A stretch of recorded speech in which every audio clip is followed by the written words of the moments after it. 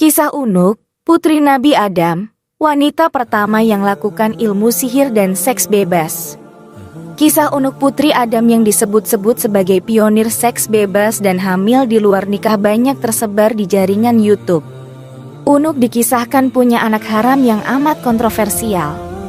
Bagaimana tidak, selain bertubuh mega raksasa, sang putra hidup ribuan tahun, yakni sampai pada era Nabi Musa. Tak sedikit ahli tafsir yang menyatakan bahwa kisah putra Unuk yang bernama Auj adalah kisah dusta. Cerita ngawur yang tidak ada asalnya, sanggah Ibnu Katsir dalam kitabnya yang berjudul Al-Bidayah wal Nihayah. Kisah Unuk memang menarik dan mirip dongeng. Banyak keanehan-keanehan. Dan ulama tafsir perlu mengkritisi kisah ini karena dianggap sudah bertentangan dengan Al-Quran dan Sunnah Nabi. Berikut kisah yang kontroversial itu. Jumlah putra dan putri pasangan Nabi Adam dan Siti Hawa lumayan banyak. Konon Siti Hawa hamil sebanyak 120 kali dan setiap kehamilan melahirkan anak kembar dua, laki dan perempuan. Maknanya, jumlah anak Nabi Adam adalah 240 orang. Hal tersebut diriwayatkan Ibnu Tabari dalam Tariku Tabari. Soal jumlah putra-putri Nabi Adam ini memang ada banyak riwayat yang berbeda. Imam Ibnu Jarir dalam kitab Tariknya yang diriwayatkan dari beberapa perawi menyebutkan bahwa putra-putri Hawa dengan Adam tidak sebanyak itu. Hawa melahirkan 40 anak dari 20 kelahiran. Atsar ini juga disebutkan oleh Ibnu Ishaq dengan sanad yang sama. Beberapa ulama menjelaskan pada setiap kelahirannya 2 anak kembar. 1 orang putra dan 1 orang putri. Anak pertama mereka adalah Qabil dan Iklimah. Sedangkan anak terakhirnya bernama Abdul Mughits dan Amatul Mughits. Lahir tunggal. Hanya saja, dalam kisah Unuk lain lagi, diriwayatkan bahwa ada satu-satunya turunan Nabi Adam yang lahir tunggal. Dia adalah Unuk. Dia memiliki ciri yang unik yakni dengan 2 kepala, sebagaimana kepalanya terdapat pada masing-masing bahu, yakni kiri dan kanan. Kemudian ciri berikutnya memiliki 20 jari tangan, yakni telapak tangan masing-masing 10 jari. Memiliki kuku yang panjang dan bengkok. Diriwayatkan, Hawa dengan jiwa keibuannya tetap merawat Unuk hingga si anak dewasa. Terjadilah peristiwa pembunuhan pertama di bumi, yakni Qabil membunuh Habil. Atas peristiwa tersebut, Qabil meninggalkan gunung dan menempati lembah. Maka terpisahlah kedua kelompok anak Adam dengan balada yang berbeda. Kelompok yang beriman bersama Adam dan Hawa menempati puncak gunung. Sementara Qabil dan keturunannya menempati lembah. Hawa memperlakukan anaknya sama, merawatnya agar menjadi manusia beriman dan bertakwa kepada Allah. Itu menjadi ciri keturunannya yang mendiami puncak. Sementara yang senang melanggar perintah Allah menempati lembah. Saat berangkat dewasa, Unuk bergabung dengan Qabil.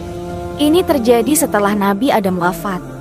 Beberapa sejarawan menyebutkan bahwa sebelum meninggal dunia, Adam merasakan hidup bersama anak, cucu, cicit, dan seterusnya hingga berjumlah 40,000 orang. Nah, ketika Nabi Adam wafat, seluruh keturunan Adam menangis selama 7 hari 7 malam karena duka. Melihat hal tersebut, maka setan menggoda mereka. Setan merayu anak-anak Adam yang ada di lembah, sebab perangai anak Adam di lembah tersebut mudah tergoda oleh setan. Iblis menawarkan untuk menghibur mereka dengan musik. Maka dari sinilah bermula musik, berupa seruling. Dan suara suling tersebut terdengar sangat jauh. Hingga ke puncak. Mereka yang sedang berduka tiba-tiba menjadi heran dengan suara yang aneh tersebut. Mendayu-dayu, dan sesekali dengan suara yang menyayat jiwa mereka. Mereka yang ada di gunung terperanjat, namun mereka tetap bisa mengontrol diri. Kecuali Unuk binti Adam. Dengan hati bergejolak, ia meninggalkan puncak dan menuju lembah bergabung bersama Qabil dan saudaranya yang lain, menikmati musik dan tarian. Di lembah, Unuk berjumpa dengan banyak lelaki. Dan Unuk pun kecanduan seks bebas. Banyak lelaki menggaulinya. Setiap bertemu laki-laki dia melakukan hubungan intim. Tanpa disadari, dia pun hamil tanpa tahu siapa ayah dari anak yang ia kandung. Sejatinya, Unuk tidaklah cantik. Bahkan bisa dibilang, buruk rupa sehingga mustahil ada lelaki suka padanya. Namun, Unuk punya ilmu sihir yang membuat lelaki terpedaya. Ia bisa menaklukkan tiap lelaki yang dikehendakinya. Unuk akhirnya melahirkan anak lelaki bernama Wajah alias Auj alias Wajah atau sebut saja Auj bin Unuk. Nasabnya ibu karena tidak mereka ketahui siapa ayahnya. Siti Hawa sedih atas kelakuan putrinya itu. Maka beliau pun berdoa kepada Allah agar anaknya tersebut segera lenyap dari muka bumi. Allah pun mengutus singa sangat besar yang melebihi ukuran gajah. Singa menyerang Unuk, merusak seluruh badannya. Inilah kematian pertama oleh binatang. Auj bin Unuk membantu Nabi Nuh. Unuk mati setelah setahun melahirkan Auj. Selanjutnya, Auj tumbuh menjadi orang yang sangat besar tubuhnya. Tingginya mencapai 600 siku orang dahulu, yaitu sama dengan 1,5 siku orang sekarang. Dan lebarnya seukuran itu. Sampai-sampai ada sebuah riwayat ketika angin topan datang.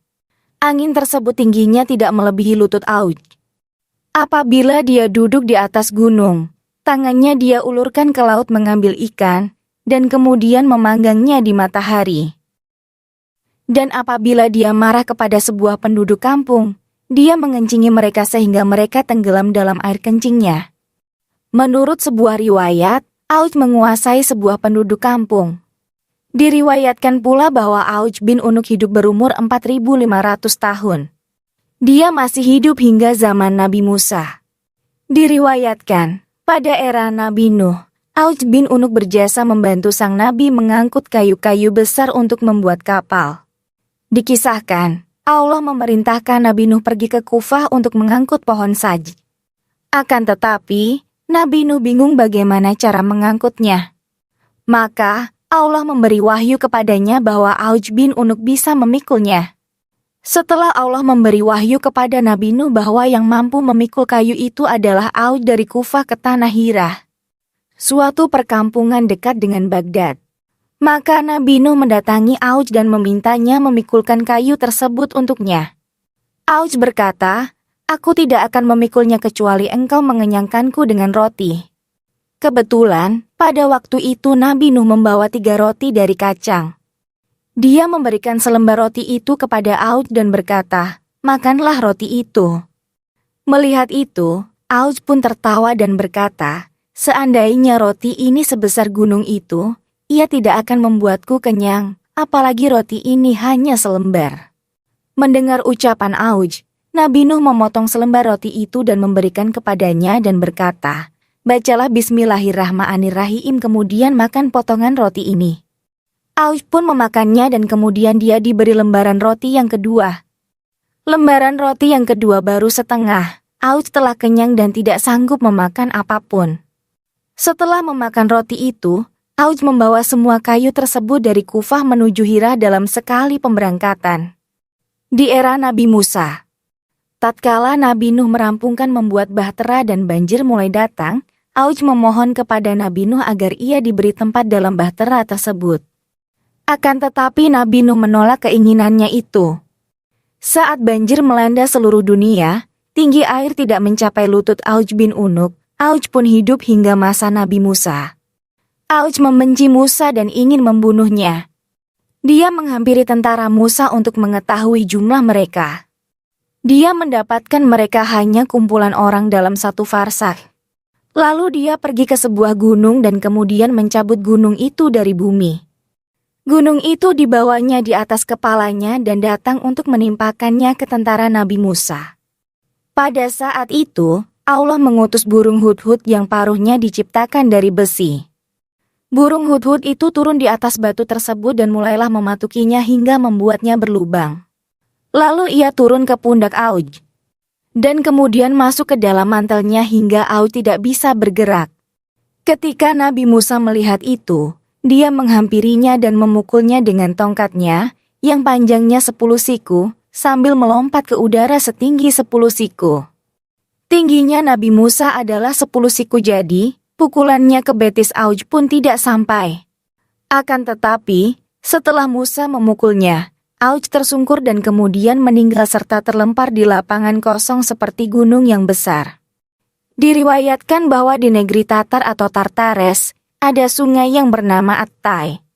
Di sana terdapat jembatan lengkung yang besar. Konon, jembatan tersebut berasal dari tulang Auj bin Unuk dan merupakan salah satu dari keajaiban dunia. Kisah dusta.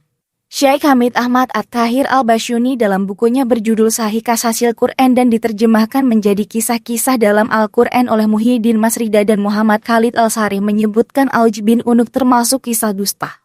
Auj bin Unuk, sebagaimana disebut dalam riwayat, adalah orang kafir yang suka membangkang, sombong dan jahat.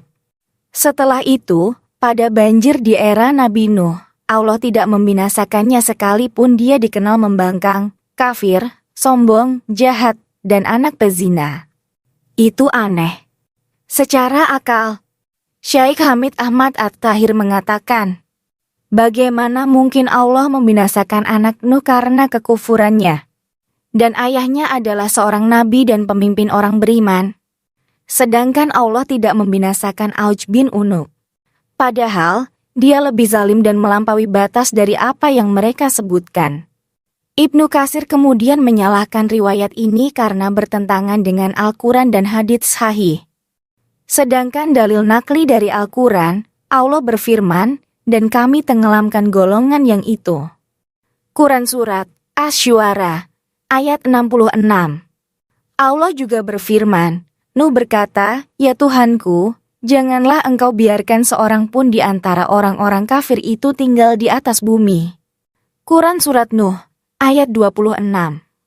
Riwayat-riwayat ini juga bertentangan dengan hadits sahih dari Nabi Muhammad bahwa beliau bersabda, sesungguhnya Allah menciptakan Adam panjangnya 60 hasta. Kemudian ukuran penciptaan itu terus berkurang hingga sekarang.